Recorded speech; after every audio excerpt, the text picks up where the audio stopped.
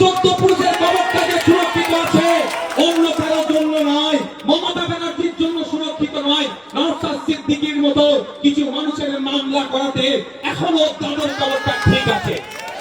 নাহলে এতদিন দখল করে মদের ফ্যাক্টরি হয়ে যেত, এতদিন দখল করে জুতোর ফ্যাক্টরি হতো তাদের কবরের উপরে, নোংরা কাজ হতো তাদের কবরের উপরে।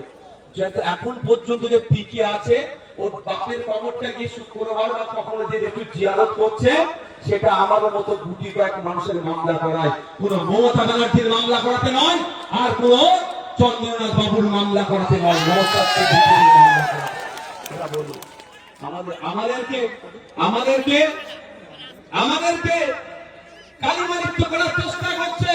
কিন্তু প্রশ্ন আমার এখানে, একজন বিধায়কের মাস গেলে 1,21,000 টাকা সম্মানী ভাতা পায়, আর চাঁদুরা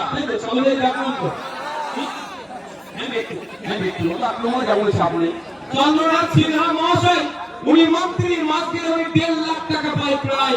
তো উনি মাস গেলে 1.5 লাখ টাকা পায়, উনি এখানকার সংখ্যালঘু সমাজের ভোট না পেলে উনি বিধায়ক হতে পারতেন না, আর বিধায়ক না হলে মন্ত্রী তো দূরের কথা, একটু খুঁজে পেতে না। তাহলে যখন সংখ্যালঘু সমাজের মসজিদের কথা চিন্তা করে, মাদ্রাসার কথা